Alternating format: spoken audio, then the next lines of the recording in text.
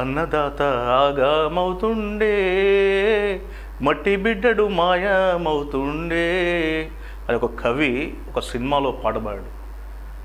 So అది ఇప్పుడు ఉదాహరణ మనం చెప్పుకోవచ్చు.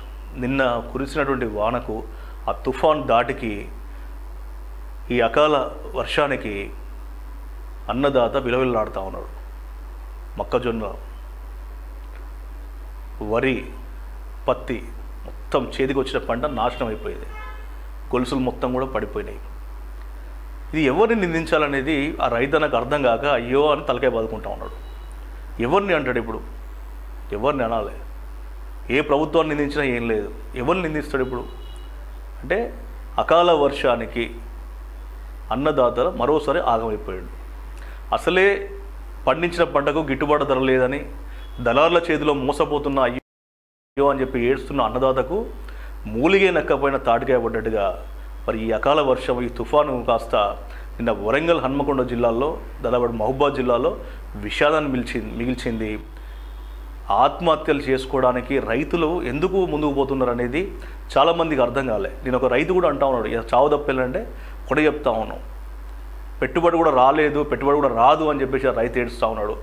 ప్రభుత్వాలు ఆదుకోవాలంటా ఉన్నాడు. ప్రభుత్వాలు యథావిధిగా వస్తూ ఉన్నాయి, పాలకులు వస్తూ ఉన్నారు, అధికారులు వస్తూ ఉన్నారు, అంచనా వేస్తూ ఉన్నారు.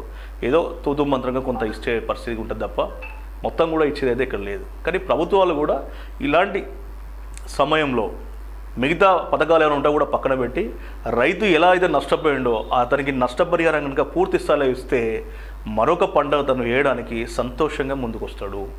అప్పుడు మళ్ళీ కూడా అన్నదాత ఆత్మహత్యల వైపు అడిగాడు.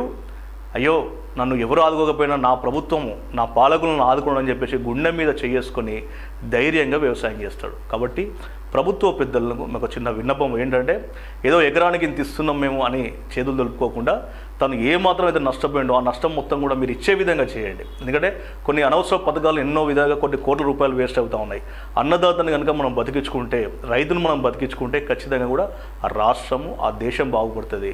ఎందుకంటే రైతు అనే వ్యక్తి, ఆ రైతు వ్యవసాయం చేయకపోతే ఖచ్చితంగా కూడా ఆ దేశము, ఆ రాష్ట్రము, ఆ ప్రాంతం కూడా ఎప్పుడు కూడా సుభిక్షంగా ఉండదు. కాబట్టి రైతును మనం కాపాడుకోవాలంటే ప్రభుత్వ పెద్దలు తను ఎంతైతే నష్టపోయిండో ఆ నష్టాన్ని మీరు పూర్తి స్థాయిలో ఇచ్చే అవకాశం ఉండేలా చర్యలు తీసుకోవాలని కోరుతూ మీ అందరి టీవీ.